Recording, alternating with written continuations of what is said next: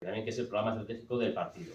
Y por eso, esto ya se había tratado en alguna ocasión, pero es verdad que en Castilla y León no lo habíamos trabajado mucho y nos parecía importante tratarlo, y por eso hemos traído a Elena Cortés, que bueno, es miembro del Comité Central del Partido Comunista de España y además es un poco la persona encargada de explicarnos a las regiones este programa estratégico del PC, que sería un poco nuestra hoja de ruta de ahora a los siguientes años. Al socialismo. Hasta socialismo.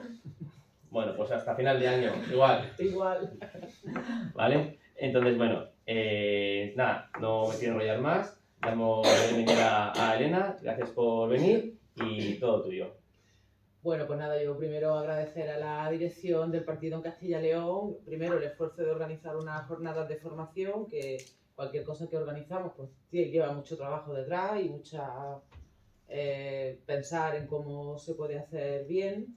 Más si me se había retomado, ¿no? Esto de hacer escuelas de formación, porque bueno, yo creo que es una herramienta muy útil, que recuperemos también la normalidad, ¿no? Yo creo que está prácticamente recuperada después del COVID, ¿no? Que nos veamos, que hablemos, que pues mucho mejor. Y nada, yo encantada de venir desde Córdoba, llegué ayer y porque si no era imposible que estuviera aquí a esta hora y bueno, marcho a las 2:30 para Madrid y luego para Córdoba, así que me quedaré en la ponencia del camarada sobre vivienda. Y nada, agradeceros también vuestra presencia aquí. Bueno, yo no voy a estar hablando 1 hora y media ni muchísimo menos. Primero voy a tratar de contextualizar por qué surge la necesidad después de nuestro congreso de la elaboración de un programa estratégico. Y luego el documento todavía, está acordado en el grupo de trabajo, pero tiene que ser aprobado por el Comité Central. Entonces hasta ese momento pues no está repartido por eso, ¿eh? Y nada, un poco pues qué es lo que queremos hacer con este documento estratégico, cuáles son los elementos clave que vamos a tratar, que la militancia debata. Y bueno, pues ya empiezo. A ver, después de nuestro complejo congreso, la nueva dirección plantea la necesidad de que abordemos un documento estratégico del partido, pues precisamente para partiendo de las tesis del Congreso, ¿no? Teniendo en cuenta el Congreso, veamos con el conjunto de la militancia a qué debemos dedicarnos como partido comunista de manera estratégica, ¿no? Porque la táctica siempre forma parte de nuestra vida, pero evidentemente tenemos que tener una serie de objetivos que hagan que por lo menos superemos esta fase en la que hemos estado, que al menos esa es mi impresión, hablo desde un punto de vista personal, de que parecíamos una cáscara de nuez en el océano, ¿no? Y en función de lo convulso o lo no convulso de todo el panorama a la izquierda del PSOE, pues nos hemos ido moviendo, ¿no? Sabiendo dónde más o menos queríamos llegar, pero algunas veces con acierto y otras veces con desacierto. Esto pasa siempre, ¿no? No es ninguna novedad. En torno a eso, pues se plantea la necesidad de que haya una responsabilidad que está en el área de la presidencia del partido, que se llame documento estratégico, y aprobamos en el Comité Central un grupo de trabajo que estaba compuesto de forma mixta, digamos, miembros del Comité Central que querían formar parte de ese grupo de trabajo y miembros de las federaciones, de los territorios que también querían formar parte del trabajo y la UJC. Echamos a andar hace ya algún tiempo y pues hemos tenido, primero abordamos cómo elaborábamos el guión con una serie de preguntas, pues para que los miembros del grupo de trabajo fuéramos aportando respuestas a esas preguntas, que eran más o menos sencillas, pero bueno, que nos sirvieran para primero hacer un documento más bruto, ¿no? Que todo el mundo expusiera lo que consideraba y luego ya pues ir afinando en las distintas reuniones que hemos tenido. El objetivo de este programa estratégico, según se aprobó en el Comité Central, que no es un manifiesto programa, que tiene otra cualidad, el encargo es hacer un programa estratégico y ya veremos si el Comité Central luego vemos que es importante o que es necesario hacer un manifiesto programa, bueno, pues el objetivo es que el Comité Central lo apruebe, que sea un documento que vaya de arriba abajo y de abajo arriba, también con un objetivo que todavía tenemos que terminar de cerrar, pero la idea sí la tenemos clara, que sea un proceso que no nos sirva para volver a contarnos, sino que nos sirva para poder debatir y acordar entre todos ese programa estratégico. Es decir, que iríamos a un debate en el que, bueno, tanto los núcleos como las provincias, como los órganos territoriales o de las federaciones hagan aportaciones, que todo suba al grupo de trabajo, que no haya que votar que sí, que no sea ese el objetivo, no es reproducir pues esas maneras de funcionar que algunas veces nos llevan a situaciones indeseadas, sino que desde el debate más cordial y más fraternal y con todas las aportaciones que haya, pues eso suba, se acuerde en un comité central y luego vuelva a bajar a ver cómo lo ponemos en marcha. La pregunta fundamental, ya entro en materia, sería ¿cuál es el papel de los partidos comunistas y obreros en el siglo XXI? Porque bueno, las fuerzas comunistas, ¿no? Los partidos comunistas, los partidos obreros, de una manera más amplia, pues somos los que somos en el conjunto del planeta y bueno, pues claramente tenemos una situación de partida difícil desde el punto de vista de influir en los cambios o de tener una propuesta, un proyecto que pueda agrupar al conjunto de partidos comunistas y obreros. Con muchas dificultades, sobre todo analizábamos después de lo que supuso la caída del muro de Berlín, la caída del bloque socialista, como se conoce, en los años final del año 80, primero de los 90, y luego no solamente eso, sino que digamos que la contrarrevolución es la que está gobernando en la mayoría de esos países que se llamaban del este o del bloque socialista, es decir, no hay un referente, no hay un banderín de enganche donde podamos referenciarnos, y de hecho muchas veces nos dicen, vosotros que lo que queréis pareceros a China, vosotros que lo que queréis pareceros a Cuba, ¿no? Bueno, esa falta de referente no es tal, pero sí que en el discurso hegemónico, ¿no? En esa batalla ideológica que los partidos reaccionarios de derecha van ganando, pues en el imaginario colectivo es muy difícil, ¿no? Si la gente no identifica con lo que es China, que es una dictadura, ¿no? Para todo el mundo, o lo que es Cuba, que es que no tienen para comer, bueno, pues no. Si esos son los referentes tal y como los vende el discurso hegemónico, pues evidentemente esa entrada es difícil. Digamos que así a lo bruto,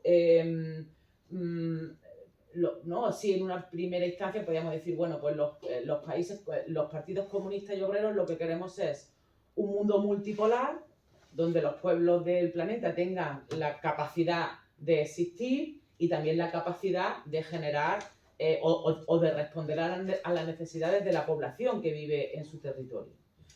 Y así, ¿no? En una cosa más genérica, frente a aquellos partidos y gobiernos y estados y en fin, que lo que defienden es un mundo unipolar, donde haya una fuerza fundamental o un país fundamental que es Estados Unidos, digamos, que representa todo lo bueno del capitalismo y todo lo malo también, todo lo bueno desde su punto de vista, que a lo que se dedica es a extraer recursos naturales del resto de la población, de los países empobrecidos, y que desde luego no es capaz de plantear un proyecto de sociedad para todo el mundo, para los miles de millones de personas que vivimos en el mundo. Porque si todo el mundo viviera como se vive en Estados Unidos o en una buena parte de Europa, no hay planeta para que eso exista, ¿no?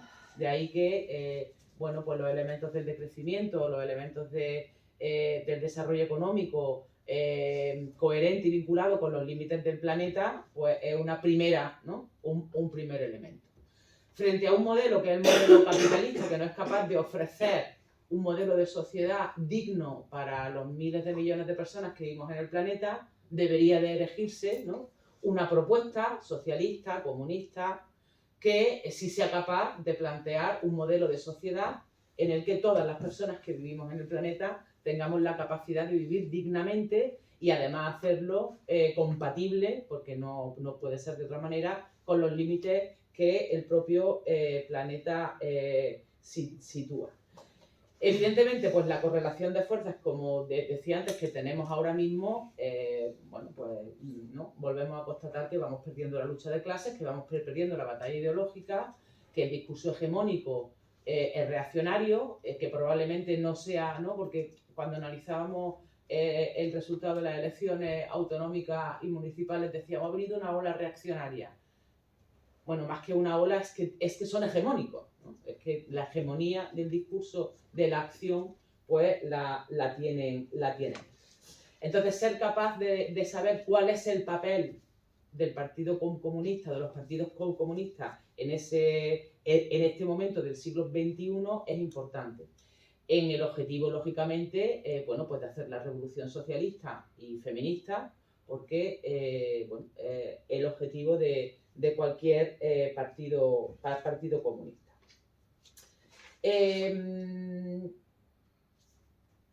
Hay un elemento clave que situamos en el... Bueno, el documento está dividido, la propuesta de documento, el borrador está dividido en varios apartados. Uno primero es la lucha, el movimiento feminista y cómo feminizamos al partido. ¿Y por qué está situado ahí? Bueno, pues porque podemos considerar que el movimiento feminista, que la agenda feminista, que tiene una tradición de 200 años, pero que digamos ha acelerado en los últimos 15 probablemente, y de una manera yo creo que más clara en el sentido de que es una propuesta de masas después de la última, ¿no?, de la huelga feminista, es un movimiento que es capaz de situar cuáles son las contradicciones de esa alianza criminal que llamamos capitalismo y patriarcado, que además lo hace con una propuesta de un modelo de sociedad completamente distinto al que actualmente existe, y que además ha sido capaz no solamente de cambiar las cabezas de una buena parte de la población, fundamentalmente femenina, también hay que decirlo, ahora pues podemos, ¿no?, al final entrar en el debate de eso, y que además lo hace de manera masiva ocupando el espacio público.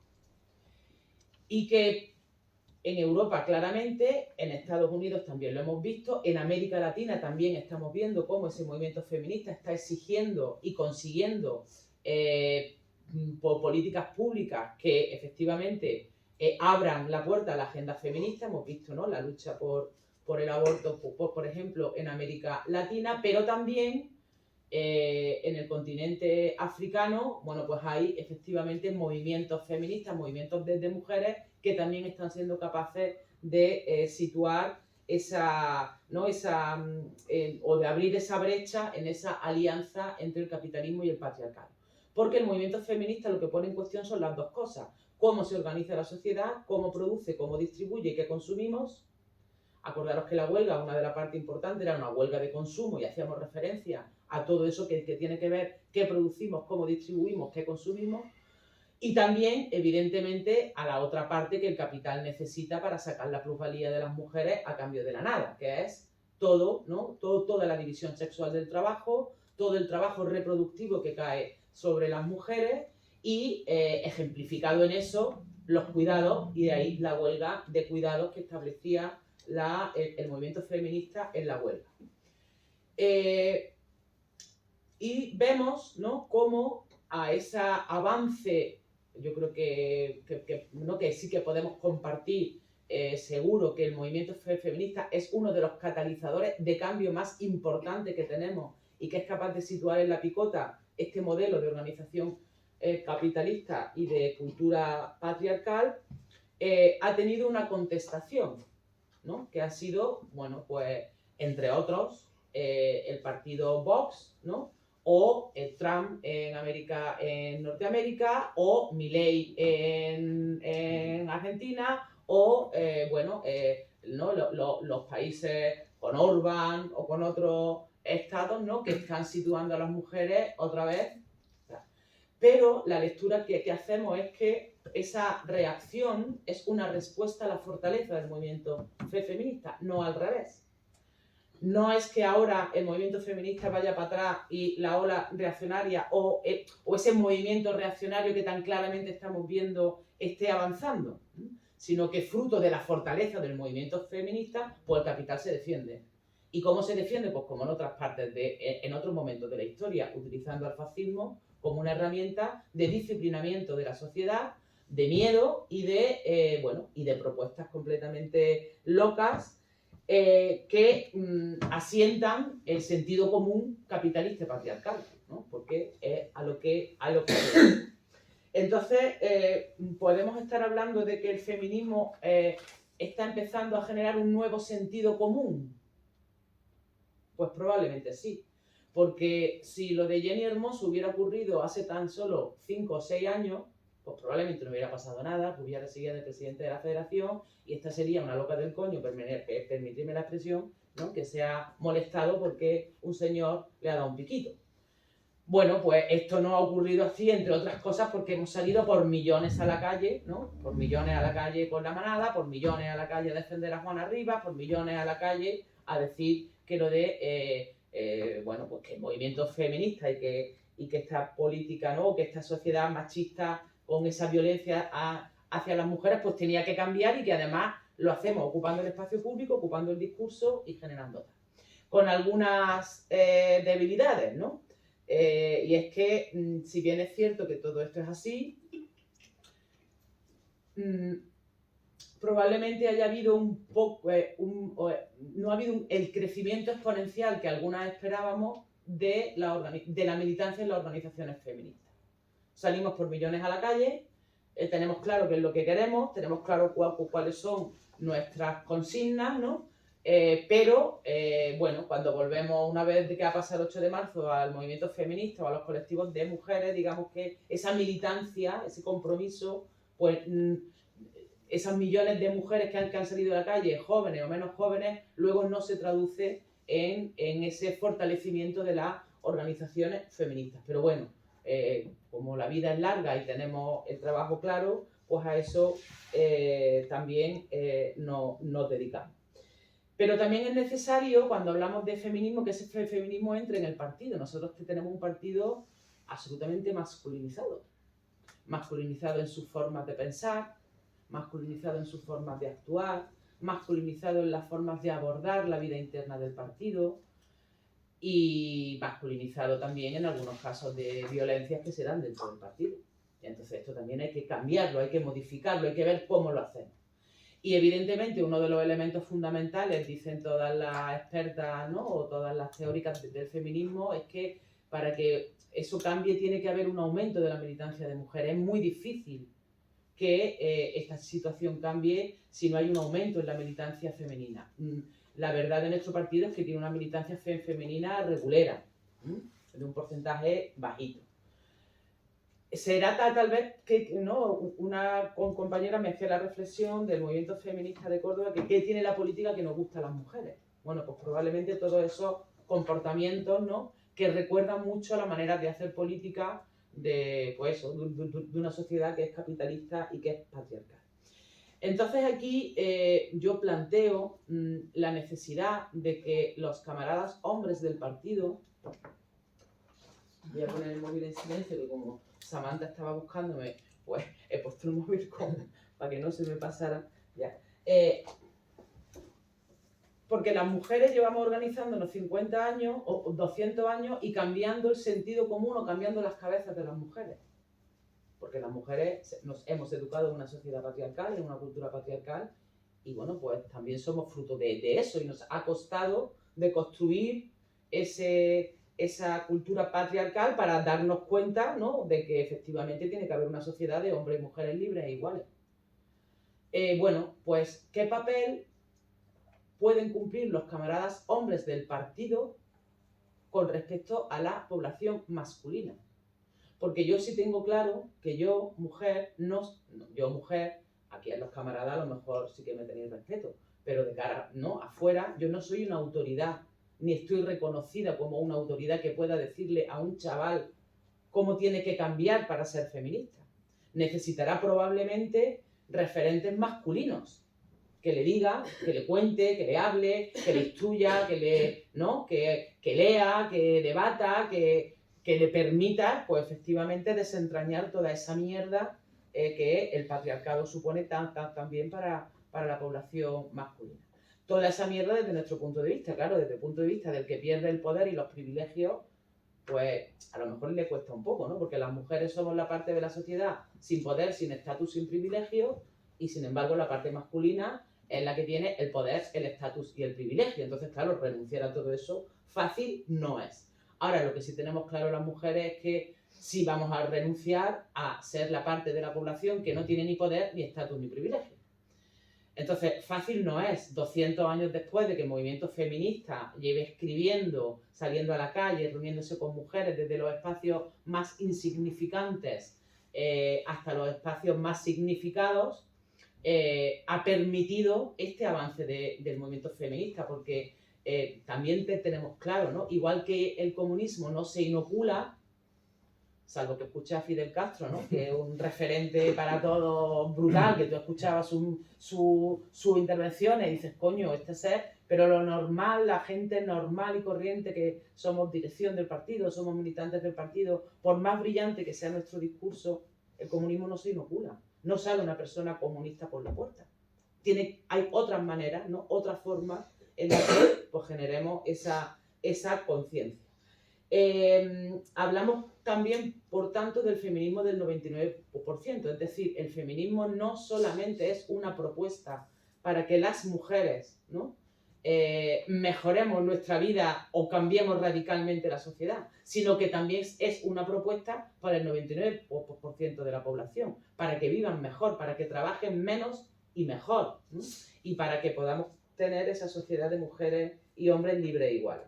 Con lo cual eso de ni machismo ni feminismo, ¿no? Que es un poco la expresión que también se ha popularizado, no, yo no soy ni machista ni feminista. Bueno, pues queremos ver si los hombres podéis reflexionar, los hombres del partido, cuál puede ser vuestra contribución en el terreno masculino a que la agenda feminista avance.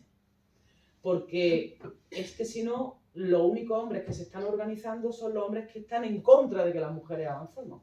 Y claro, así es que es muy difícil que esa parte de la población que efectivamente va a las manifestaciones y que hay hombres en las manifestaciones feministas, pero que el grueso de la población masculina pues probablemente ande perdida o que se sienta perdedora del avance de la agenda feminista, que también es el discurso, ¿no? Que la extrema derecha y que el PP de una manera u otra van colando. Los perdedores de esto son los hombres, ¿no? Bueno, el propio Alfonso Guerra, que dice que la ley contra la violencia de género es una ley inconstitucional porque trata a los seres humanos, a hombres y a mujeres, de manera distinta en función de, ¿no?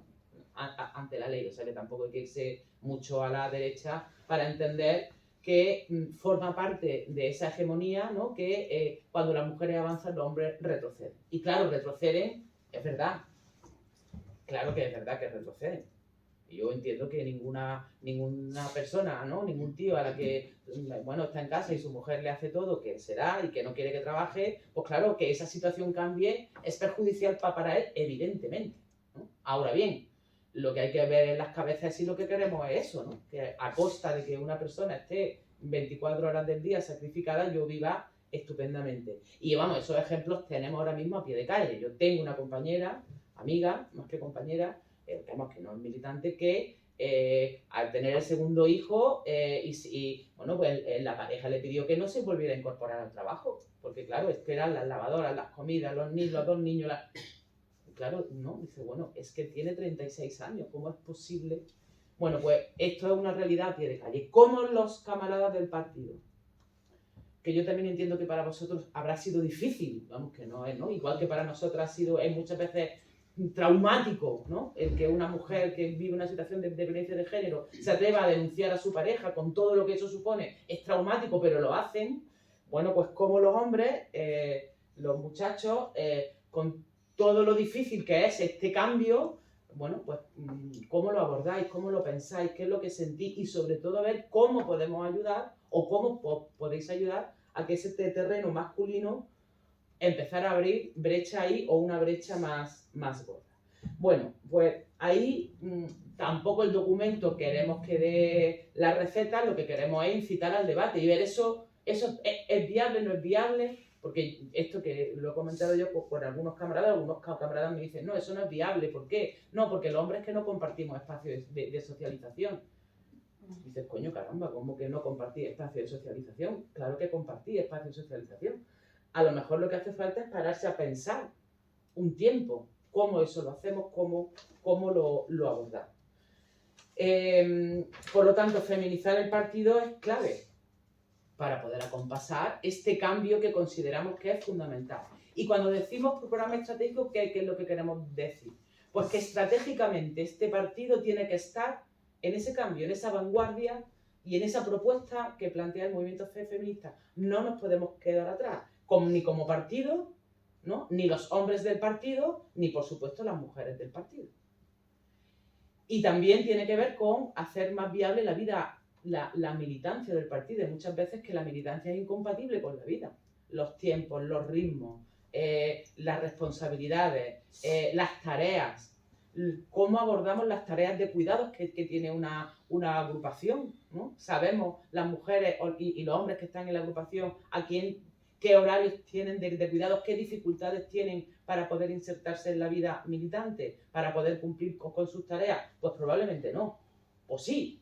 Bueno, pues veamos eso, cómo lo hacemos más vivible, más saludable, ¿no? Cómo podemos tener una militancia más feliz, tanto los camaradas hombres como las mujeres. Y todo esto en un momento, en un contexto cruzado también, en el que digamos que la gestión de las políticas públicas que hacen referencia al estado del bienestar, la política de dependencia, la política educativa, la política sanitaria, etcétera, están en manos de unas comunidades autónomas que en el caso concreto de España, pues muchas de ellas después de las últimas elecciones autonómicas están en manos de la derecha, con todas las consecuencias que eso tiene y con todas las dificultades que eso comporta para la vida cotidiana de las mujeres. Unas comunidades autónomas que, a pesar de los fondos extras que han venido de Europa, ¿no?, por el COVID, no han recuperado estructuralmente, es decir, en los presupuestos más allá de los fondos que vengan de la Unión Europea, pero no han recuperado estructuralmente los presupuestos la financiación de esas políticas públicas y su peso en el PIB, ¿no?, sino que ha menguado desde la crisis del 2008 y la política de ajuste duro hasta hoy. Evidentemente hay una diferencia en cómo se aborda una crisis y cómo se aborda otra, pero bueno, pues la Unión Europea ya está diciendo que hay que volver a la senda de consolidación fiscal, como le llaman ellos así, ¿no?, muy eufemísticamente, que es los recortes. Bueno, pues también hay que ver esa capacidad de situarnos ahí. El segundo elemento que nos parece clave para romper, estratégico, para romper esto de que el mejor de los mundos posibles es el capitalismo, ¿sí?, y que no queremos ser ni Cuba, ni queremos ser China, ¿no?, o cuando nos dicen, pues vete a Cuba, vete a China y haces tal, es el movimiento ecologista desde el punto de vista del cambio climático, ¿no? O sea, hay una realidad que no teníamos tan presente hace algunos años, que es el cambio climático. Es decir, que el modelo capitalista ha consumido recursos por encima de sus posibilidades y que lo que está generando son cambios profundos en el clima. Y cuando hablamos de cambio climático también hay que saber que hay poblaciones enteras, países enteros, que ya lo están sufriendo, pero sufriendo de una manera dura, ¿no? Que aquí a lo mejor ha llegado pues porque no llueve o porque hace más calor de la cuenta, pero bueno, digamos que lo vemos, sabemos que está ahí, pero tal. Pero es que hay países enteros de África que ya tienen esa realidad sumada a todo el expolio desde hace siglos que el capitalismo les supone. Bien, pues parece estratégico ese movimiento, ¿no?, esa pulsión, esa alternativa que tiene que ver con que no es posible, ¿no?, y que refuerza eso que nosotros decimos de que el capitalismo no da un modelo de sociedad digno para toda la población del planeta. Bueno, pues sí que parece que también es otro movimiento que plantea otra alternativa que es capaz de abrir esa brecha en ese discurso hegemónico y monolítico de que el mejor de los mundos posibles es aquel en cual que tú vives en una sociedad capitalista. ¿Qué diferencia tiene con respecto al movimiento feminista? Pues tiene varias. Primero, que no es todavía un movimiento de masas, no saca millones de personas a la calle. Vamos a ver el 25 de noviembre, ¿no? Que por fin, después de toda esta caterva de fachas que se han estado manifestando desde el 23 de julio, pues vamos a ver a millones de personas salir a la calle el 25 de noviembre, ¿no? Con un objetivo claro de que esta alianza entre el capitalismo y el patriarcado hay que romperla, hay que superarla y hay que dar una alternativa. Sin embargo, el movimiento feminista, el movimiento ecologista, ¿no? Este movimiento contra el cambio climático, que ya no es contra, ya es cómo nos adaptamos al cambio climático, porque también parece que hay elementos que ya son claramente irreversibles, no tiene esa fortaleza en el espacio público. No la tiene.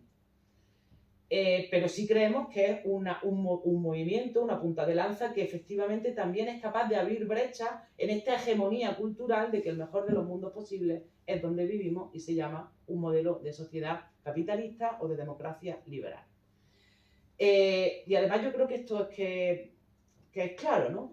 Cómo el partido se inserta, aprovecha, engorda esa adaptación al cambio climático, evidentemente desde la justicia social, pues es clave, porque eso va a tener repercusiones en nuestra calidad de vida, va a tener repercusiones en el trabajo, va a tener repercusiones en muchas cosas. ¿Con quién podemos establecer alianzas para que la población trabajadora, la clase trabajadora, no vea, ¿no? Las propuestas de ecologistas o de la justicia social como un enemigo a su vida actual? Pues es algo que también tenemos, ¿no? Que lanzamos ahí ese análisis para ver eso cómo lo hacemos. Porque si el movimiento feminista, disputando las calles y con un discurso y con una agenda más o menos clara, ha sido capaz de concitar movimientos de millones de personas que salen a la calle, esto no ocurre con ese movimiento ecologista, ¿no? Que bueno, hay elementos que podemos tener opiniones sobre lo que significa, como Greta Thunberg, ¿no? Una líder que ha sido capaz de, digamos, concienciar a una parte joven importante, pero que eso no es lo que nos va a dar, ¿no? El que sea un movimiento de masa, el que sea capaz de disputar esta hegemonía cultural al capitalismo y el que efectivamente abra las cabezas y las mentes de la gente para efectivamente querer tener una sociedad distinta a la que tenemos. Digamos que estos son, pues del conocimiento de la sociedad, del mundo en el que nos movemos, dos movimientos, uno con más fortaleza, otro con menos, que sí que rompen este discurso, insisto, hegemónico de que el mejor de los mundos posibles en el que vivimos es el capitalismo. Cuando hablaba antes de que había, ¿no? qué papel de los países comunistas y obreros en este mundo del siglo XXI, unos que queremos un mundo multipolar, otros que quieren un mundo unipolar, donde se sigan esquilmando los recursos y ya veremos lo que ocurre después. Bueno, pues aquí hay una herramienta fundamental que hasta ahora ha utilizado el capitalismo, que es la guerra, ¿no? La guerra como herramienta de... bueno, pues eso, de esquilmar los recursos y de disciplinar a toda aquella población o estado que en determinados espacios de la periferia ose organizarse para demostrar que es posible un camino distinto al que nos plantea el capitalismo. Bueno, pues es posible que pensemos que un potente movimiento por la paz, ¿no? Ya que la guerra es un elemento consustancial al capitalismo, nos pueda también servir para ver qué papel estratégico hacemos o tenemos en el partido para la fase de acumulación de fuerza y que también confronta claramente con los modelos de sociedad que el capitalismo propone, que es la guerra permanente. Bueno, nos vamos a poner el ejemplo de la masacre, ¿no? Que está ocurriendo ahora mismo en Palestina, pero cuando no es Palestina es Irak, cuando no es Irak es Libia, cuando no es el Sahel, cuando no es... ¿no? O sea, la guerra forma parte de la manera que tiene el capitalismo de seguir sobreviviendo como potencia hegemónica. ¿Es posible que podamos relanzar un movimiento internacional potente por la paz? Pues también tiene dificultades. seguro que tiene dificultades, entre otras cosas, porque esta hegemonía del capitalismo hace que cualquier país que se sitúe aquí, pues es tachado como terrorista, y eso tiene consecuencias severísimas para la población. Lo vemos en Cuba, ¿no? Las consecuencias tan terribles que para la población tiene el que un Estado se signifique como un Estado socialista. Bueno, pues 50 o 60 años de bloqueo llevan con consecuencias terribles para la población. Es decir, que la hegemonía del capital no es inocua, ejerce fuerza, ¿no?, sobre la realidad en la que vivimos. Así que, bueno, seríamos capaces los partidos comunistas y obreros de ponernos de acuerdo en ver cómo hacemos esto, por la paz, un movimiento por la paz que sea capaz de generar un movimiento de masas, de disputar que, ¿no?, la OTAN, o bueno, pues ahí está también si puede ser un elemento estratégico que nos sirva al partido para, bueno, referenciarnos y sobre todo hacer también un trabajo político que nos permita no solamente aumentar en militancia, sino también influir en el transcurso de los hechos, ¿no? Porque lo que sí tenemos también claro cuando entramos a militar en el partido es que nosotros no somos relatores de la realidad. No queremos documentos que expliquen, o no solo queremos documentos que expliquen perfectamente lo que pasa, sino que necesitamos incidir y cambiar en lo que pasa. Así que bueno, el movimiento por la paz, un elemento que podría servirnos, el movimiento feminista claramente, y el otro movimiento que es capaz de generar esa brecha y de disputar ese discurso hegemónico del mejor de los mundos posible, el capitalismo, pues el movimiento ecologista, claramente desde la justicia social, es decir, no es una referencia, ¿no?, los verdes europeos, los verdes alemanes, sino un movimiento que parta de la justicia social. El documento, por otra parte, que ya digo, va sometido al debate, tal, lo que plantea son, digamos, 3 fases. Tampoco estamos descubriendo el mundo. Y el documento lo que trata de dar respuesta es solamente a la primera. Una primera fase que sea de acumulación de fuerzas. Feminismo nos sirve, movimiento ecologista nos sirve, movimiento por la paz nos puede servir. Acumulación de fuerzas, en el que vamos a tener que, o podemos, si queremos, tener acuerdos más allá de los que defienden una propuesta comunista, ¿no? Por ejemplo, ahora sabéis que ha habido una reunión de los BRICS Sudáfrica, Brasil, Rusia, China, y ahora se han abierto a un país tan verdaderamente sorprendente como Arabia Saudí. ¿Significa eso, ¿no?, que los chinos, o que Rusia, o que Sudáfrica, o que Brasil, no?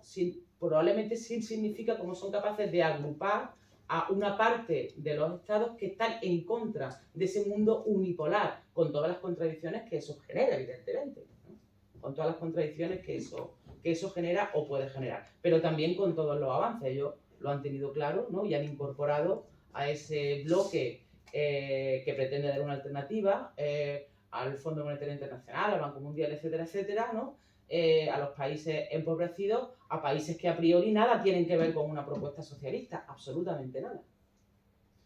Bueno, pues en esa primera fase de acumulación de fuerzas lo que tenemos que ver es cómo efectivamente acumulamos esa fuerza. Una segunda fase que, si situamos, que sería la llegada de la Tercera República, y la tercera fase, que es el socialismo, que no sé yo si nos va a dar para fin de año, pero bueno, ahí el objetivo, ¿no?, ese objetivo es claro. Y aquí, bueno, pues ya entramos en los terrenos de qué es lo que está pasando ahora mismo en este país y cómo podemos, pues efectivamente, situar esa acumulación de fuerza. Hacemos un análisis de lo que significa el régimen del 78 y el bloque dominante, que sabéis que fue un elemento, ¿no?, si seguimos en una crisis de régimen o no seguimos en una crisis de régimen, un elemento bastante controvertido en el Congreso. Bueno, aquí hacemos una propuesta que tal vez nos ayude a superar eso, porque yo creo que estamos más de acuerdo de lo que parece, ¿no? Pero sin embargo, hay veces que determinado tipo de maneras de expresarlo, pues no parece que nos ponen en posiciones distintas, pero que probablemente estemos más de acuerdo de lo que parece. También planteamos, ¿no?, que lo acontecido en este país desde el año vamos a poner 2011 hasta nuestros días, con todo lo que ocurrió con las marchas de la dignidad, con todo lo que ocurrió con el 15M, con todo el cambio de la representación política que hubo a raíz de las elecciones europeas del 14, pero sobre todo a raíz de las elecciones generales del 15, ¿no? Ese vuelco en el mapa de los partidos y bueno, esa realidad, ¿no? De la que todavía tenemos un rebufo ahora mismo, pues probablemente se planteó más como una crisis de representatividad, de quién representaba a quién, que como una crisis de legitimidad del sistema. Pues eso también notas para la historia, ¿no? Cuando hay si a lo que tenemos enfrente es una crisis de legitimidad, no la convirtamos en una crisis de representatividad. El problema no es solo quién nos representa, el problema es de la legitimidad de un sistema que en ese caso estaba aplicando recortes a sangre y fuego. En cualquier caso, yo creo que sí tenemos claro que el bloque dominante que trajo el régimen del 78 sigue vigente. Lo llamemos régimen del 78, lo llamemos bloque dominante, sigue vigente en nuestro país y que tenemos que intentar superar. Situamos además cuáles son las contradicciones, porque una de las preguntas que nos hacíamos es cuáles son las contradicciones actualmente no realmente existentes en el mundo. Y bueno, las caracterizamos en unas que son unas contradicciones que pueden tener carácter internacional y otras que tienen un carácter más nacional, ¿no? A las más nacionales, pues por ejemplo, les vamos a dedicar en esta escuela una parte que es la vivienda, ¿no? Como un derecho humano que genera una cantidad de dificultades para la población trabajadora extraordinaria. En las contradicciones de un punto de vista más internacional, pues tiene que ver con el avance de las fuerzas autoritarias, reaccionarias o fascistas, que lo estamos viendo. Esperemos que mañana a Milei pues le hagamos también una peineta. El cómo efectivamente el imperialismo trata de controlar el conjunto de las riquezas del planeta y que, la falta, ¿no?, de conciencia de la clase trabajadora respecto del mundo en el que vive. ¿Cuáles son esas contradicciones de un carácter más local? Bueno, pues ahora mismo, más si sitúa en España, pues ahora mismo pues podemos, ¿no?, pues la carestía de la vida, el aumento del IPC, la reducción de los servicios públicos fruto de aquella salida de la crisis del 2008, de la crisis financiera, la uberización de los servicios de los servicios de la economía en general, etcétera, etcétera.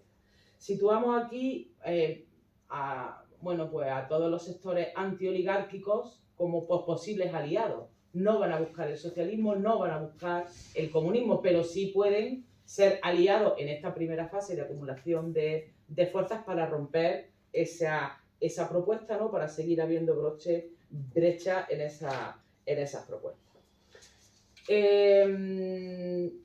Y luego ya situamos una parte importante, ¿no?, porque decimos que en esta primera fase de acumulación de fuerzas, cómo se organiza el partido, cómo mejoramos la organización del partido, pues también parece relevante.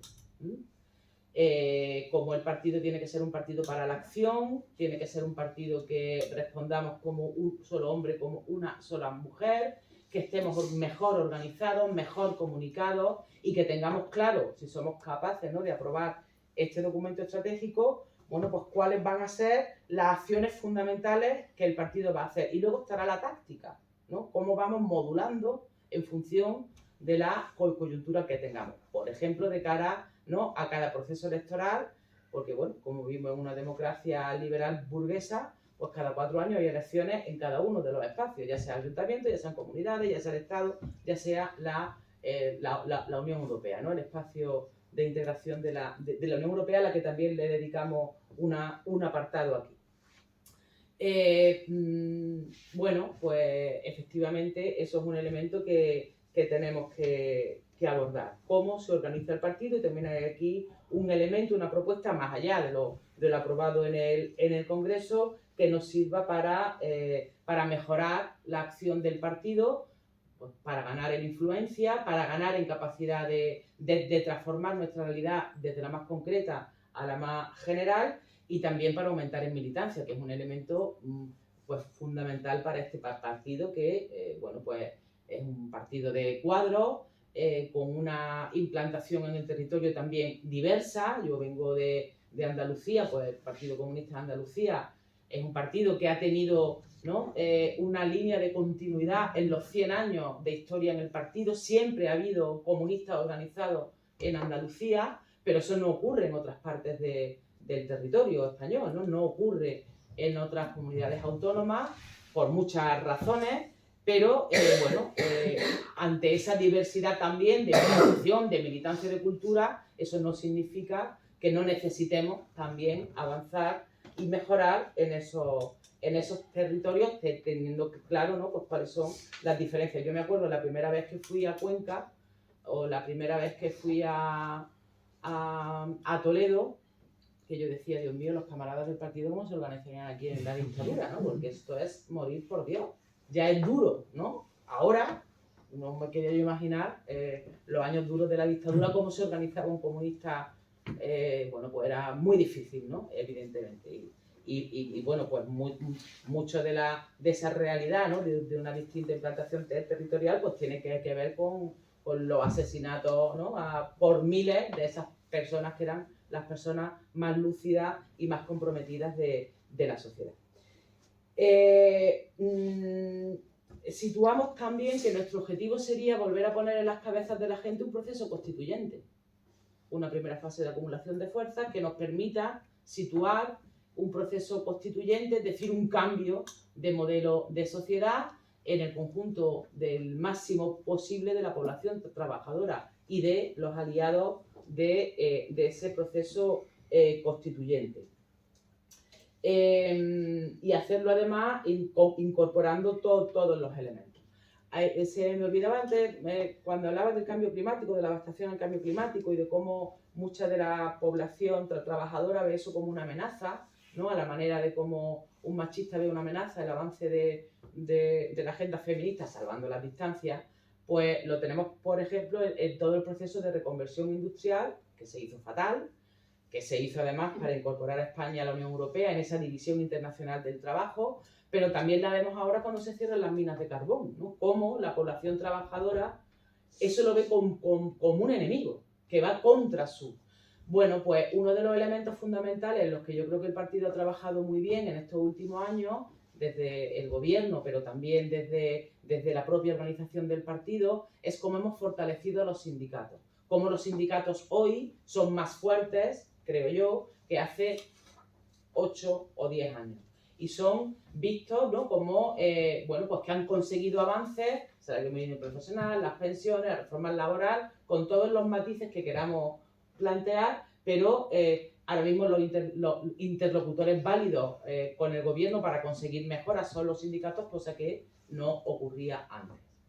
Bueno, pues son los sindicatos, es el sindicato nuestro, ¿no?, el sindicato de referencia, una alianza aprovechando esa fortaleza para ver cómo trabajamos conjuntamente con la población trabajadora, que hay que adaptarse al cambio climático y que eso no va en contra de tu trabajo, ¿no?, sino que va a mejorar tu vida presente y de la de las generaciones futuras. Bueno, pues un aliado, ¿no?, una herramienta que tenemos ahí compartida. El partido forma parte de su militancia de comisiones obreras, hay buena sintonía a nivel de las direcciones, podemos trabajar eso estratégicamente con el sindicato, ¿no?, y ver, porque ahí tenemos verdaderamente un problema, una avería grande. Sobre todo está también cuando parte de esa adaptación al cambio climático, que tiene que ver fundamentalmente, ahora mismo estamos viendo con la energía, pues se la están llevando las grandes multinacionales, ¿no? No hay un avance de unas posiciones que nos permitan tener, no ya una empresa pública, sino elementos de autoconsumo en las casas, ¿no?, para las familias. Bueno, pues todo ese cambio que tiene que haber en el modelo productivo, en la manera en que producimos, en qué consumimos y en qué distribuimos, para que la población trabajadora no lo vea como enemigos que les van a quitar el trabajo, hay que hacer también ese trabajo con el sindicato. Y luego ya finalmente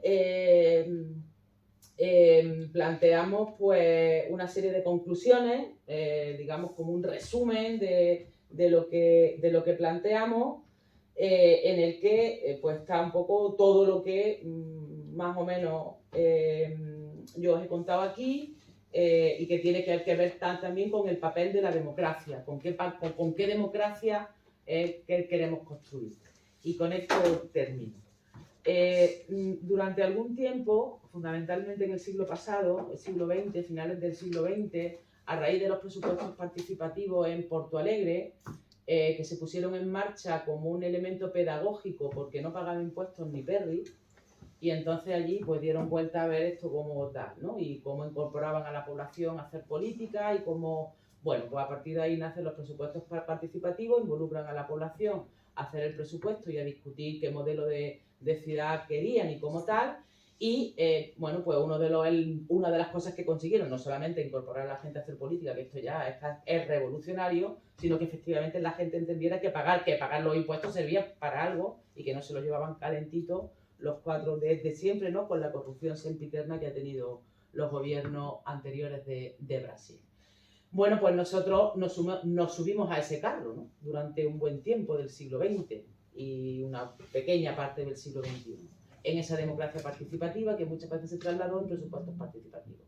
Ese furor y esa moda ha desaparecido. Yo no sé si conocéis alguna alcaldía de Izquierda Unida que haga presupuestos participativos todavía. No sé. Bueno, Valladolid. Hasta ahora hemos podido, pero hasta aquí. Hasta este año. Valladolid. Yo que vengo de Córdoba, que fui concejala con la ínclita Rosa Aguilar, los pusimos en marcha y cuando llegó el PP los quitó, aquí no pasó nada, y cuando nosotros volvimos a recuperar la alcaldía, no volvimos a pensar en cómo incorporábamos a la gente a hacer política. Porque eso es lo más, yo creo que es lo más revolucionario que podemos hacer. Así es como se inocula, creo yo, no ser comunista, no digo yo que el presupuesto participativo sirva para que la gente sea poco comunista, porque no, pero sí que se incorpore, ¿no? A hacer política, que no delegue que la política la hacen otros. Y eso pues es una escuela de formación y de vida acojonante. Bueno, pues qué papel, ¿no? De esa democracia avanzada también es un elemento clave, ¿no?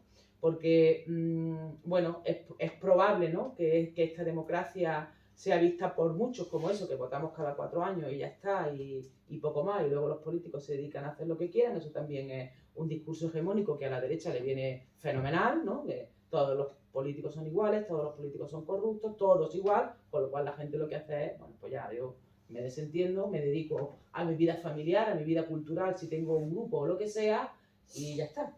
Bueno, pues ese elemento, ¿no? de repensar o de plantear allí donde nosotros estamos gobernando qué tipo de democracia o cómo involucramos a la gente a hacer política, pues también parece que puede ser una herramienta útil. Bueno, básicamente después de esta chapa que os he dado, que ya termino, lo que plantea el documento son una serie de líneas que consideramos, ¿no? que han respondido a unas primeras preguntas que hicimos. El objetivo es que el Comité Central apruebe el documento definitivo. Esto es un borrador, ¿no? que salió del grupo de trabajo, que a primeros de año podemos estar ya con el documento en las agrupaciones y en los territorios, que sea un debate fraternal y sereno, que no vamos a votar, que no vamos a contarnos, que una idea no vale más que otra, sino que todas las aportaciones que hagan van a llegar, o esa es la idea. Y bueno, una vez que tengamos hecho el trabajo por la base, pues el Comité Central aprobará el documento y a partir de ahí, para abajo otra vez, y ahora los planes de trabajo adecuados a ese elemento estratégico que tenemos. Bueno, y que esos planes de trabajo respondan a ese objetivo estratégico, a esos 4, 5 o 6 o 10 elementos estratégicos que nos ayuden a fortalecer el partido, a revitalizar la acción del partido y a que, bueno, si 100 años para atrás, ¿no? La vida del partido y la apuesta del partido ha sido la que hemos visto, ¿no? Pues que en los próximos 100 años una parte importante de la acción del partido sea fruto de que hemos sido capaces de ponernos de acuerdo estratégicamente. La táctica habrá que verla también en a qué se tiene que dedicar el partido a trabajar y a pensar en los próximos X años, ¿no? También esto lo iremos viendo con la práctica. Así que nada, yo espero que, bueno, que el debate sea bien acogido en el conjunto de la organización, ¿no? Después de, ya digo, un congreso complicado y complejo, pero bueno, que aceptemos esta propuesta de debatir sobre qué elementos estratégicos deben de servir para organizarnos y para que nuestra lucha avance, con el objetivo de la revolución y del cambio de modelos de sociedad, pasito a pasito, porque esto tampoco parece que se vaya a conseguir de un día para otro. Así que nada, yo me callo ya y si os parece, pues entramos en el debate. Pues primero las de la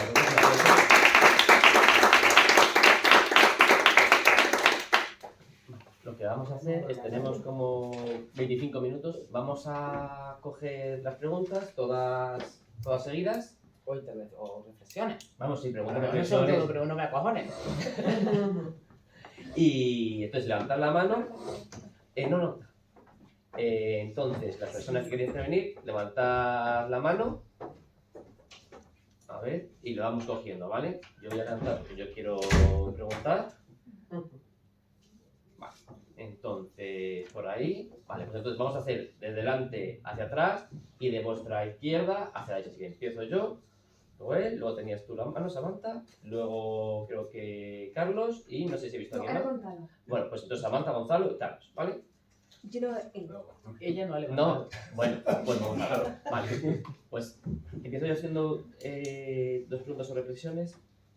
Primeramente, sobre la reciente República. Estuvimos hace un par de semanas en el segundo encuentro estatal por la República. Y bueno, sí que indicamos que puede ser un movimiento rupturista, puesto que agrupa a mucha gente, tanto comunista como de izquierda, o incluso podría haber gente de centro, que sí que cree que es necesario un cambio en este modelo. Y bueno, tenemos el año que viene, claramente, pues como una fecha muy señalada, ¿no? El 10º aniversario de la coronación de Felipe. Y bueno, pues saber un poquito más qué se incluye en la parte un poco de reciente República, compartido por la Izquierda Unida y por el Partido Comunista, porque esto sí que pensamos que puede ser un poco, bueno, pues una forma de aunar y que puede ser una vía de ruptura. Y la otra parte es de todo lo que hemos hablado, de todo lo que nos has comentado, pues podríamos decir que tenemos que fortalecer los movimientos de base, puesto que todo esto se basa un poquito en tener una sociedad más politizada y que esos movimientos de base, pero también, y esto es una reflexión más a nivel también del Partido Comunista de Valladolid, no sé cómo se encaja dentro de este programa estratégico, es el tema de los medios de comunicación. O sea, al final, dentro de esto, pues en la práctica está llegar al máximo número de personas posible. Y sí que, si hay recogido algún tema de estrategia, que por lo mayor lo vamos a tratar, sobre la poca presencia que se da a los movimientos, es decir, de izquierda, no a los movimientos comunistas, sino a los movimientos de izquierda, dentro de los grandes medios de comunicación, lo cual hace que sea más complicado articular estos movimientos de base, que es factible y se ha hecho, por ejemplo, con la Marcha de la Dignidad y se ha hecho también, por ejemplo, con el Espacio Feminista, pero que como que cuesta un poco más cuando no tienes esta presencia en los medios de comunicación o lo tienes en medios de comunicación alternativos que tienen mucha menos difusión. Entonces sí, también se encaja algo como táctica, por lo menos, dentro del programa estratégico. Pues empezamos por el camarada. ¿Por mí? Bueno, yo algunas cosas así que me ha surgido cuando ella hablaba, ¿no? Pues son matices. Cuando se habla de un referente específico, ¿no? Que no tenemos referentes. Yo creo que sí tenemos referentes. Otra cosa es que tengamos la capacidad de implementar una táctica que nos hagan ver a esos referentes. Yo considero que China, hoy día, es un referente. Es un referente porque, a ver, la política que ha planteado de la nueva senda de la ruta de la seda, que es una política económica, es algo bestial. Es algo que hay que verlo con perspectivas no solo a corto plazo, sino a muy largo plazo. China ha dicho, bueno, mira, yo en plena pandemia ofreció ayuda a 150 países, ayuda, la palabra ayuda, y implementa una política económica de comerciar con todo el mundo en pie de igualdad, sin querer comerse, digamos, a los países con los que comercian. Eso ya es un referente. Yo recuerdo, a ver, yo he vivido muchos años en Guipúzcoa. Nuestro referente político allí era un camarada que ha vivido, o que vivió 20 años en la URSS, que murió el año pasado, y él comentaba, porque hablábamos, teníamos pequeñas diferencias, si chinos, si soviéticos, que eso antes se daba mucho, y él comentaba cómo los chinos, cuando entró Nikita Khrushchev, que fue el que empezó un poco el deterioro de todo lo que fue la URSS, los chinos se peleaban con los propios rusos porque eran partidarios de Stalin. Y tenían clara la táctica, pues, porque nosotros si vemos ahora mismo cómo está China, China es un estado con dos sistemas. Si no hubiera podido salir China de la pobreza absoluta en la que estaba, eso es importante de reflexionar. Entonces yo creo que referentes sí tenemos. Otra cosa es que el cuarto poder de este mundo son los medios de comunicación, que están en manos de los que tienen mucha pasta y tienen una hegemonía cultural impresionante. Y nosotros no somos capaces de romper esa hegemonía cultural. Hay un libro muy... Mira, yo a veces me vienen cosas a la cabeza cuando hablabas del tema del feminismo y tal, ¿no? ¿De dónde viene el patriarcado?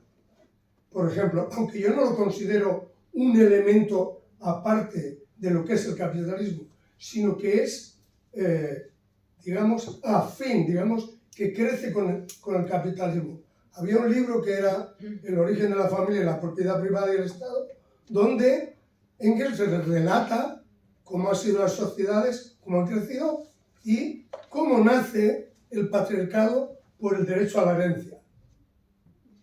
Luego hay otro libro que yo quiero recomendar. Yo soy como Chávez. Chávez recomendaba libros y había mucha venta. Hay un libro que, aunque a mí no me gusta la persona que hace todos los análisis, porque es una antisoviética fuera de lo común, pero es muy interesante y se titula La CIA y la Guerra Fría Cultural. Y es donde relata cómo el imperialismo se dio cuenta de que las asociaciones en Europa estaban en manos de marxistas y había que cambiar eso. Y entonces inundó de dinero todas las asociaciones culturales de Europa para cambiar ese camino. En cuanto al tema de, a ver, yo hubiera, de las tres patas esas que tú decías, el feminismo, el ecologismo y el movimiento por la paz, yo lo hubiera unido con la otra pata que es el movimiento obrero, ¿vale? Encuentro que sin eso no hay nada que arrascar, ¿no? Y se me ocurría el tema del movimiento por la paz, porque yo de ecología y de caparrana no tengo ni puta idea, sinceramente, a lo mejor, porque ya soy muy mayor y a mí esto me ha venido muy grande, digamos, aunque tengo mi sensibilidad, pero yo no soy ningún experto en eso. A mí el tema que sí me preocupa es el movimiento por la paz. Yo he vivido, algunos aquí igual no, pues sois muy jóvenes, yo ya tengo 68 años, un movimiento por la paz en Europa muy fuerte. De hecho, nosotros íbamos a veces a París y a algunos otros sitios a reuniones del movimiento por la paz. ¿Cómo se caracterizaría ese movimiento en España? Comités anti-OTAN. Eso es lo que había que sembrar, llenos de comités anti-OTAN. Porque hay quien dice que a raíz de la guerra de Ucrania no es una táctica válida. Pero yo lo pienso que es justo al contrario, porque esa guerra llevaba 30 años preparándose, porque avanzaba la OTAN hacia el este, el conflicto se convirtió en un conflicto, digamos, existencial para el Estado ruso y muchas veces lo que hay que hacerse es la pregunta, ¿qué podría hacer Rusia cuando a las puertas, a 3 minutos de Moscú, le van a instalar misiles nucleares? Hay que hacerse ese tipo de preguntas. ¿Y qué significa? Y porque los medios de comunicación nos han envenenado durante un montón de tiempo con que esto era una guerra entre Rusia y Ucrania, que no es así. Además, había elementos culturales en Ucrania, del Dnieper hacia la otra parte, hacia Rusia. Eso se llamaba Nueva Rusia. Y en Ucrania no se hablaba en ucraniano, por decir algo, ¿no?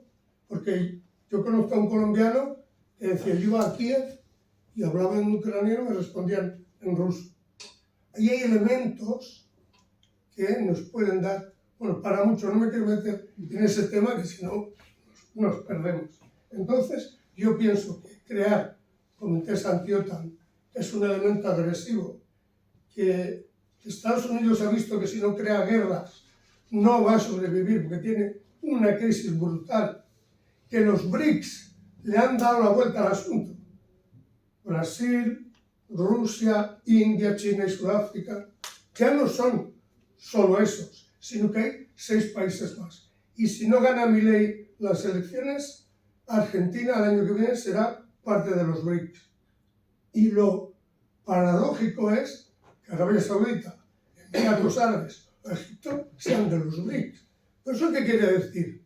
Que el sur global está con China y con Rusia, porque ofrecen elementos de comercio mucho más justos que sí, no se comen. Han entrado en Libia, cuando atacaron las fuerzas de la OTAN, China estaba construyendo un ferrocarril. Se marcharon porque la guerra los podía joder, pero yo creo que se equivocaron. Y ese es el elemento para mí clave en todo esto. Y luego tenemos siempre muy claro el objetivo estratégico, pero en la táctica somos más malos que la hostia. Yo recuerdo, porque yo a pesar de ser viejo he leído, Lenin cuando dice la Revolución de Febrero, todo el poder a los soviets, todo el mundo venga a ver si entraban en los soviets y hegemonizaban eso. Pero cuando los mencheviques tomaron a los soviets, Lenin dijo, no, por ese camino no vamos bien, venga, retroceso. Eso es lo que hay que ver. Yo creo que la táctica que hemos elegido ahora nos está llevando por buen camino. No tenemos que ser tan puretas, porque mira, yo he caminado por medio mundo, y sobre todo por América Latina.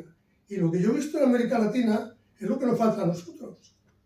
El gobierno de Rafael Correa, había más de 100 partidos y movimientos que lo sustentaban. En Venezuela, que la ha corrido de cabo a rabo, igual había muchas contradicciones, pero cuando había que ganar, todos a una. Cosas de ese tipo. Perdón, me he extendido demasiado. Gonzalo.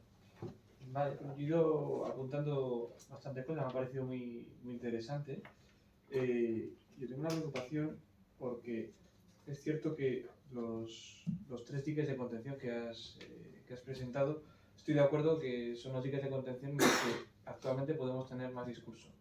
Pero el tema es cómo contrarrestar el discurso y el pensamiento que nos ponen los propietarios de todo, ¿no?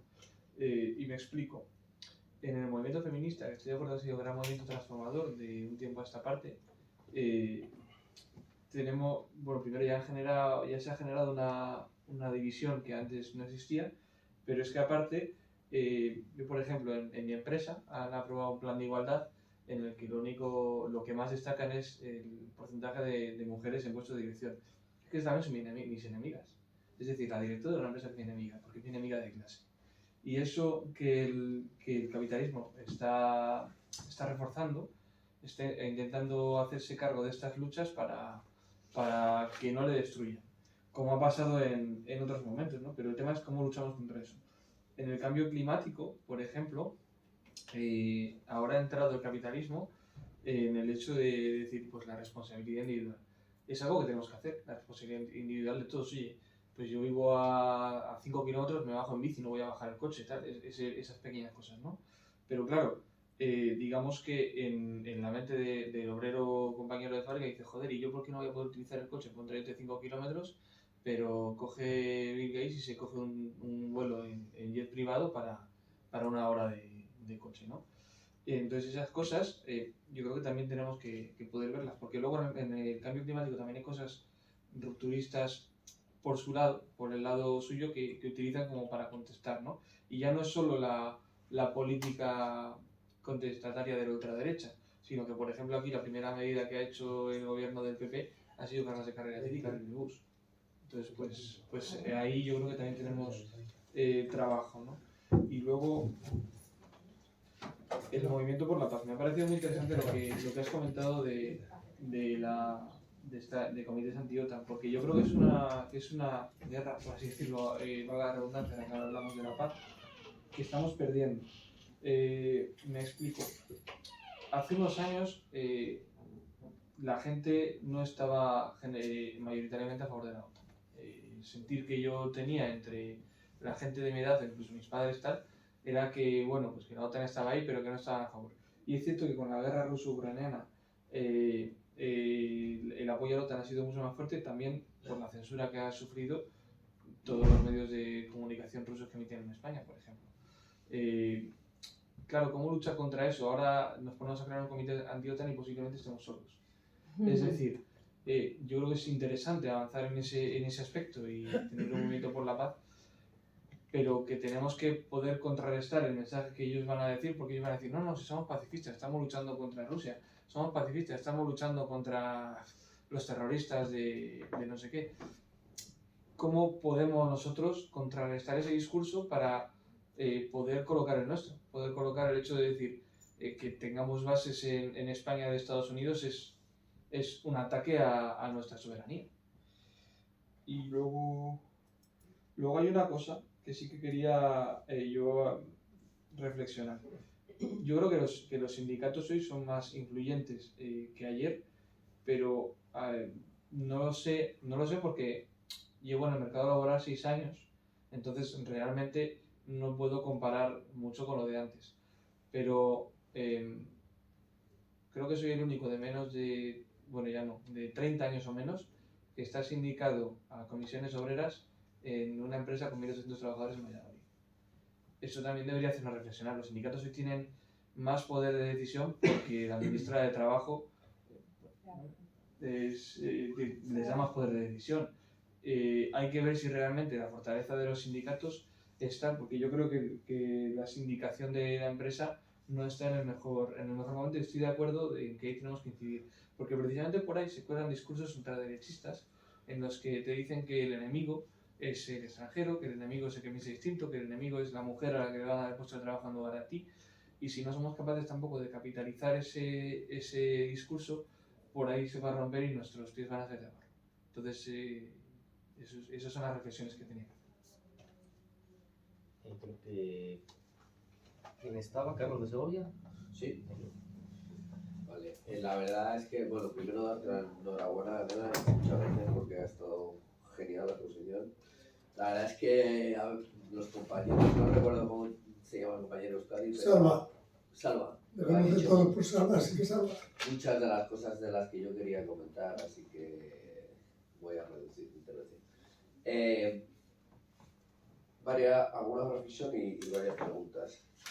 Cuando has hablado de la intervención o la actuación de los partidos comunistas en el mundo, creo que ahí deberíamos diferenciar, porque creo que no es lo mismo lo que está pasando en Asia, partidos comunistas como China, que están en el gobierno, que yo estoy de acuerdo con un compañero que es un referente, igual que en Cuba, aunque podamos criticar a nuestros referentes, que es que los referentes están para criticarnos, igual que nosotros mismos, o los partidos comunistas en Europa, ¿no? Creo que además ahora tenemos que hacer una reflexión bastante importante, porque vienen unas elecciones al Parlamento Europeo, y ver las diferentes tácticas y estrategias que han tenido los partidos comunistas en Europa, creo que nos hace bastante luz al papel que podemos tener y jugar en las próximas décadas. Yo creo que es fundamental equipararnos con partidos comunistas como China, o sea que todos los partidos comunistas actualmente puedan llevar un camino común es difícil. No es lo mismo China, pero es que tampoco es lo mismo el Partido Comunista que en Bangladesh o en la India, Claro. que es que lo que está pasando en Europa. Eso por un lado. Segundo, el ecologismo, ¿no? Hablar un poco del ecologismo y por qué yo estoy de acuerdo que no es un movimiento de masas y es una pregunta y también una reflexión. Igual que el feminismo, y creo que esto las camaradas del Partido Comunista de España y las compañeras de Izquierda Unida han hecho una labor fundamental en estos últimos años para centrar el debate en cuestiones claves de la alianza del patriarcado, del capital, etcétera, etcétera, cuando había quizá algunas partes del movimiento feminista que no querían señalar ahí, pero creo de verdad que ha sido un papel fundamental. En el ecologismo no lo hemos conseguido. Creo que no lo hemos conseguido. De hecho, las empresas están haciendo un trabajo fundamental, pero también el movimiento ecologista bebe mucho de los verdes europeos, por ejemplo. De hecho, el movimiento ecologista en Europa nace un poco de esa visión. Incluso muchos partidos verdes nacen de esa visión progresista que atacaba, sobre todo en la Europa del Este, en Bulgaria, etcétera, etcétera, como contrarrestación a los gobiernos comunistas. ¿Cómo poder, en mi opinión, si veis que es un elemento clave, que yo creo que lo veis, y cómo poder contrarrestar eso? Es una pregunta, para mí creo que es una reflexión, creo que no lo hemos hecho, es intervenir, que muchas veces desde posiciones maximalistas se ha criticado a la muchacha esta, etcétera, etcétera, etcétera, pero lo criticamos y no intervenimos, ¿no? Claro, hay que confrontar políticamente e intervenir para ser una referencia.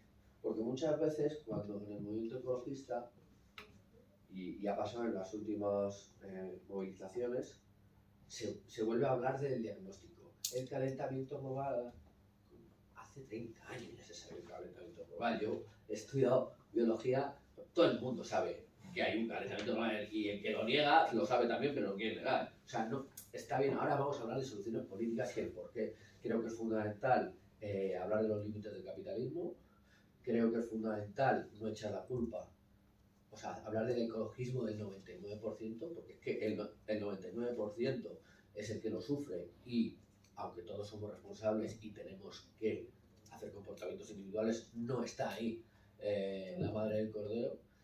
Y luego, claro, esto es un poco más difícil en Europa que en otros lugares que a lo mejor están sufriendo las consecuencias mucho más bestialmente que en Europa, aunque del cuento, porque ya empezamos a sufrir las consecuencias. Y luego, por último, el bloque dominante del régimen del 78. El hit.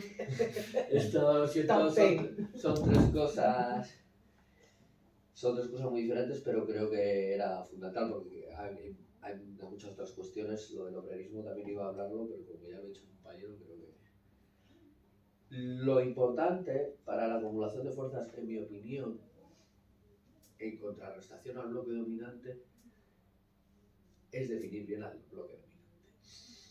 Creo. Y definir bien a los sectores subalternos, que también has hablado, cuáles son nuestros aliados. Ya no solo, a las clases subalternas, etc. Y ahí está clave el papel del Partido Socialista, que creo que ahí está clave. Porque si bien el Partido Socialista Obrero Español es el partido que la clase obrera más vota, es evidente cuando tú has hablado de guerra, es que tenemos elementos de extrema derecha dentro del Partido Socialista Obrero Español, y esto hay que decir. ¿Y eso implica que no podamos gobernar con ellos en diferentes instituciones? No. Pero hay que señalar que el Partido Socialista Obrero Español ha sido el elegido para mantener el régimen del 78 durante muchos años. A lo mejor ahora ya no es el elegido próximamente, en un futuro próximo, pero en muchos años de la democracia española, el régimen del 78 se ha sustentado en el Partido Socialista Obrero Español. Y esto creo que lo decimos poco. Y ya está. Pues ahora la Cámara hace una respuesta a todas las preguntas y reflexiones que hemos planteado y esperemos que... Vale, vamos, tampoco se trata de dar respuestas porque lo que tratamos Son de abrir el reflexiones debate. Claro, ¿no? son reflexiones también ver políticas cómo- que hemos hecho eso, cómo abrimos el debate y cómo el debate es fructífero para la militancia, para el partido y para nuestra acción, ¿no? Efectivamente, nosotros en este documento no caracterizamos qué tipo de república queremos. Hay, ¿no? Pues probablemente el manifiesto programa, probablemente las tesis congresuales, probablemente Izquierda Unida en su día hizo un documento y un encuentro sobre el modelo federal republicano. Entre otras cosas porque lo que pretendíamos, que no nos ha salido exactamente bien, es un documento que la militancia pueda leer fácilmente. Y aún así son 10 folios, lo que nos ha salido de borrador.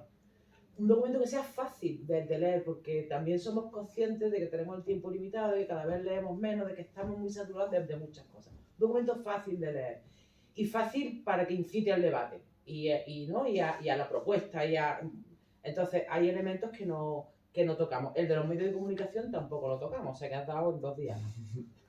Porque, bueno, ahí tenemos el mundo obrero, ahí tenemos, bueno, pues que son reflexiones que surgen al calor de esto. Pues gloria, ¿no? Estupendo, pero no va en la propuesta. Que yo sí, de mi experiencia personal, y vamos, mi experiencia personal que es colectiva, es que nosotros necesitamos que no nos mediaticen los medios de comunicación. Es decir, que lo que digamos nosotros no pase por el tamiz del medio de comunicación.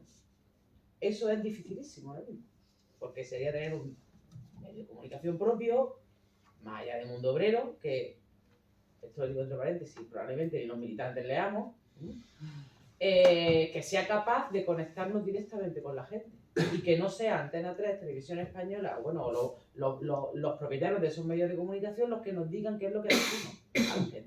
Eso se consigue de 2 maneras, o teniendo un medio de comunicación, que ahora es verdad que con las redes sociales y con Noga, pues algo se ha abierto, pero tal, y otra es que, ¿no? Decía yo en su tiempo, que cuando alguien hable mal de nosotros, lo vea por la tele, nos haya visto antes y haya dicho, no, pero es que esta gente estuvo defendiendo el colegio, esta gente estuvo defendiendo la sanidad, esta gente estuvo, ¿sabes? Que sepa que lo que el medio de comunicación le está diciendo es verdad a medias, como mínimo. No que se lo trague entero. Ahora, si lo único es que no nos ven en la calle, que no nos ven defendiendo cosas, que no estamos en el AMPA, que no estamos en el otro, que no estamos y lo único que reciben información nuestra por los medios de comunicación, es dificilísimo. Pero bueno, todas esas reflexiones que vengan, ¿no? O propuestas, bienvenidas.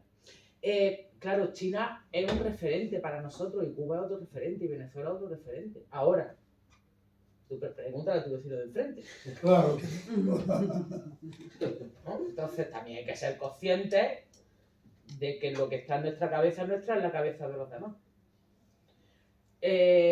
Y bueno, yo sobre China nada, lo único que os diría es que Centella ha escrito un libro de qué está pasando ahora mismo en China, el otro día lo presentó en Córdoba, aquí también. Y ese Y él cuenta, pues, que Y es muy China, bueno. es muy bueno. que Lo China tenemos ahí el libro.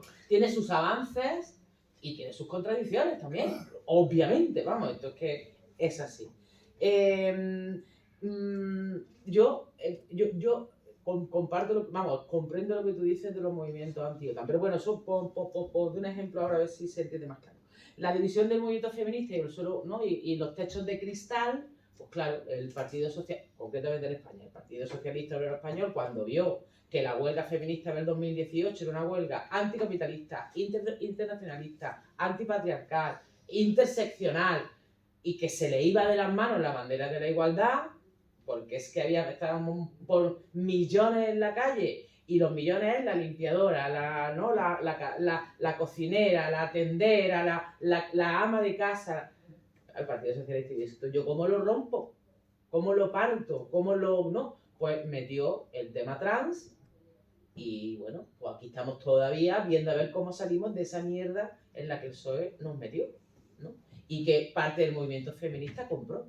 Yo espero que, bueno, como no se ha caído el mundo después de aprobar la ley trans, ni hay millones de hombres que se han convertido en mujeres, ni millones de mujeres que nos hemos convertido en hombres, que era lo que teníamos que hacer, ¿no? Porque es poder, estatus y privilegio, a ver si la cosa ya un poco podemos entrar en otra disputa. Y claro, el capital hace suya muchas de las reivindicaciones, porque claro, es que es la manera, ¿no? de meterte la doblada por detrás. Pues evidentemente el feminismo institucional lo que ha dicho es cuantas más mujeres haya dueñas de bancos, mejor nos va a ir.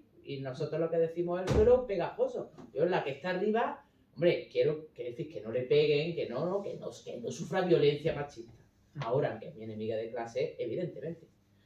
¿Y dónde está situado ahora mismo ese grueso del movimiento feminista? En los suelos pegajosos, en la cadena global de cuidado, en las mujeres que tienen que emigrar de Latinoamérica para cuidarnos aquí porque nosotras estamos no sé qué, estamos no sé dónde. Claro, y que los planes de igualdad, pues los planes de igualdad se hacen como churros, ¿no? Se hacen planes de igualdad como, pero no va a lo mollar, ¿no? No reúnen a los trabajadores, no se ponen a pensar, no tal, no cual, no pin, no. Bueno, pues claro, ¿no? Hay veces que ellos utilizan, ¿no? las herramientas que se ponen para fortalecerlos a ellos mismos, ¿no? Y el cumplimiento del plan de igualdad pues tendrá que ver con tal. Lo del cambio climático y la responsabilidad individual, efectivamente, eso es parte de la clave, ¿no? El adocenamiento. El cambio climático es por mi culpa, no mire usted, por tu culpa no es, ¿no? Ya, bueno, ya lo dicen los países empobrecidos. No me pidas a mí que yo reduzca mi crecimiento en la misma medida que lo estás pidiendo, que tú lo tienes que hacer, porque la contribución que tú has tenido al cambio climático es infinitamente mayor que la que yo he podido tener, pueblo empobrecido que me llevas esquilmando toda la vida, ¿no? Toda la vida literal, que no es... bueno, pues efectivamente, ¿no? Ese adoctrinamiento de la población, ¿no? En que vamos a cambiar el cambio climático, si yo reciclo el plástico o si tal, pues efectivamente, ¿no? Es como el capital se mueve, ¿no? O como el mal...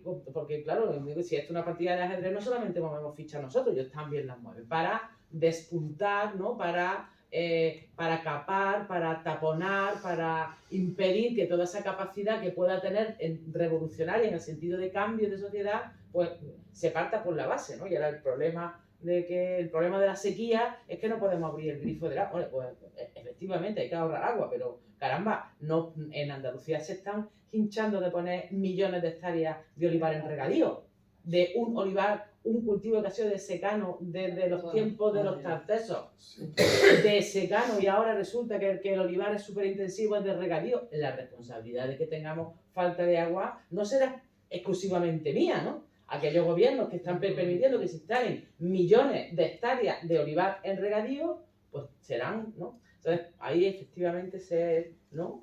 Un trabajo. Y luego, lo de la OTAN, y yo voy a poner el ejemplo del euro. La OTAN efectivamente estaba mortecina antes de la invasión de Ucrania. No tenía papel en el mundo, parecía que no, tampoco es que esto era un happy flower, ¿no? Pero bueno, porque había guerras latentes y guerras cruentas, pero bueno. Ahora ya llega, ¿no? La invasión de Rusia en Ucrania y ahora ya hasta Finlandia está en la OTAN, Suiza está en la OTAN, o sea, una cosa de locos. Y claro, no, eso impacta en las cabezas de la gente. Es como si nosotros dijéramos ahora, después de todo lo que ha pasado en el Reino Unido, que nos queremos salir del euro. En las cabezas de las gentes, ¿qué es lo que eso trae? Ruina y miseria.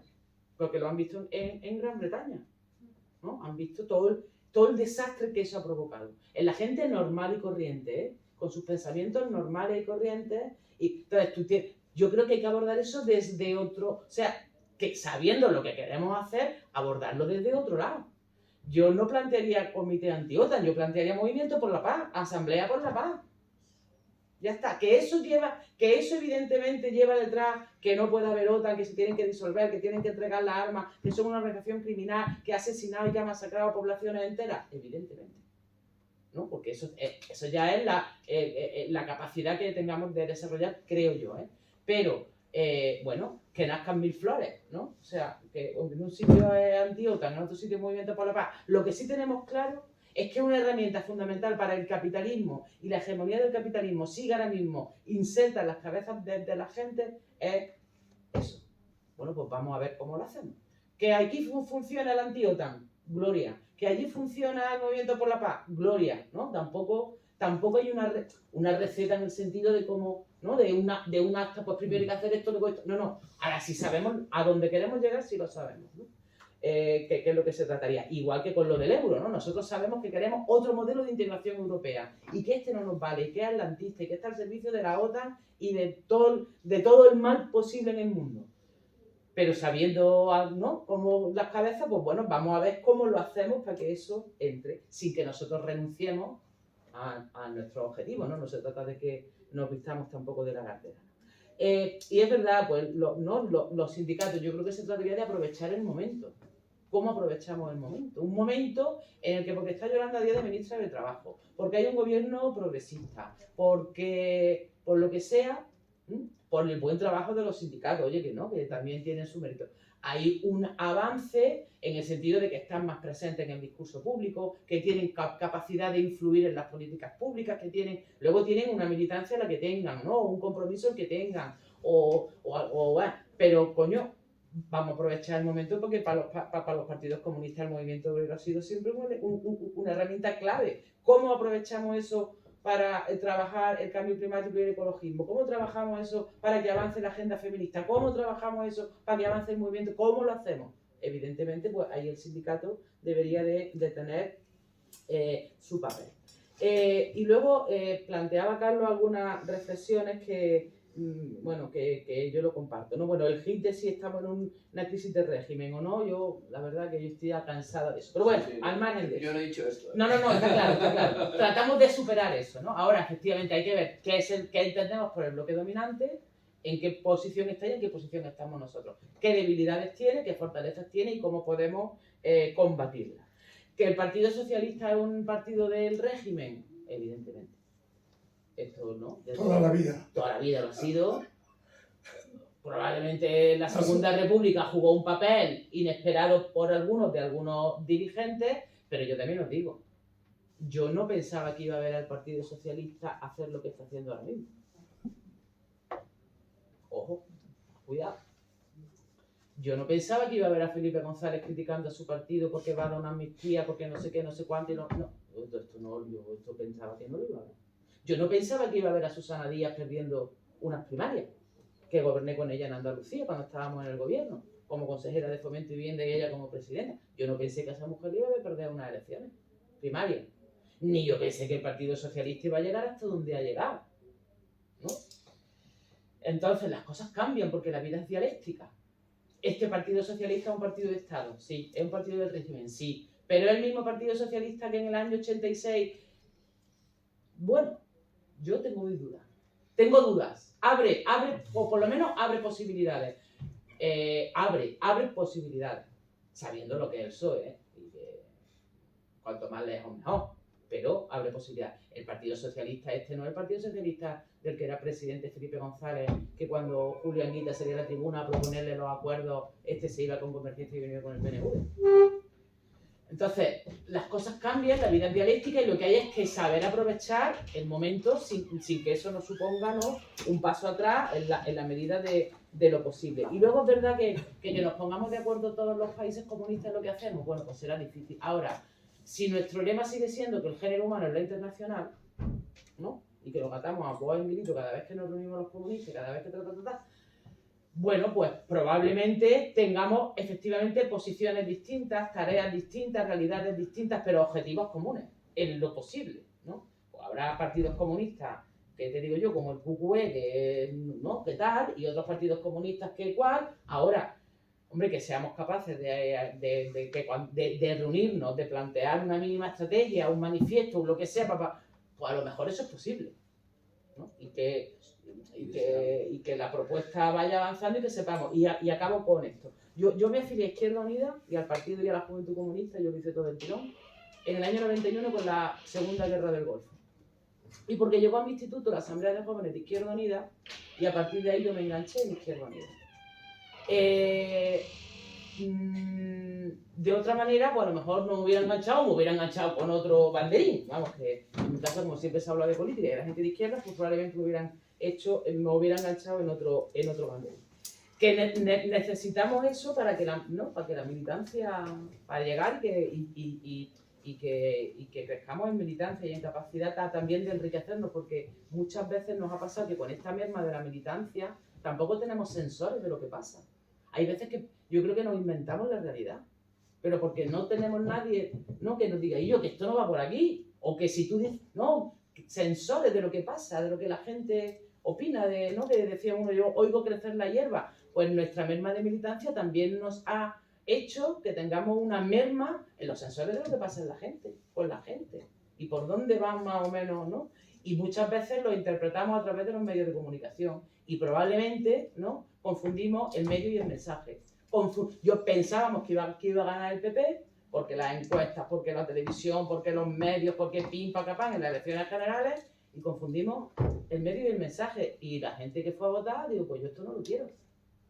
Entonces, esa capacidad o esa pérdida de la capacidad de saber lo que pasa tiene muchas veces que ver pues, con esa pérdida de militancia que hemos tenido y de estar insertos en la mayor parte de la sociedad. Si con un plan estratégico, si con una capacidad de actuar de manera conjunta, sabiendo lo que queremos, adaptando eso a las realidades, que nazcan mil flores, ¿no? Que no hay una receta que nos vaya a sacar de esta situación, pues a lo mejor estamos en mejor disposición en la próxima década de disputar algunos de los retos que se nos van a plantear. Y el reto del cambio climático es que es como el del feminismo, es que es un reto por la vida. Es que o eso o no hay vida. Tampoco hay mucho más, ¿no? Estela. Estaba pensando que sería interesante incluir junto con el documento algún tipo de ideas, de formas de debatir para que no nos perdamos y nos pongamos a filosofar y haya debates eternos, sino concretar a dónde queremos llegar, porque está muy claro en ese documento de dónde partimos y cuál es la idea, ¿no? De crear una estrategia. Entonces creo que vendría bien eso. Un método de debate. Sí. Vale. Me lo apunto. Quizás siempre, ¿no?, estamos debatiendo. Aunque sea por una coma. Siempre estamos No hay método. debatiendo. Venga. Pero no podemos estar hablando, diciendo cosas que ya sabemos y en las que ya estamos de acuerdo y 5 horas ahí. No, es que hemos venido a hablar de qué hacen los hombres respecto al resto de hombres y en los espacios en los que socializan, ¿qué pueden hacer? Pues ya que cada uno se lo vaya pensando y cuando llegue ese documento a cada uno que se lo vaya pensando en su cabeza y que a lo mejor digan, pues vamos a convocar la reunión de mi provincia, de la gente de mi provincia y lo hablamos. Vale. Ejemplo, ¿no? O sea, concretar y decir, hemos venido a esto, ¿a qué tenemos que hacer en cuanto a tal tema? O el resto de todos los otros temas que tenemos que hablar y pensar y demás. Pues con esto Muy bien. damos por finalizada la primera ponencia. Gracias.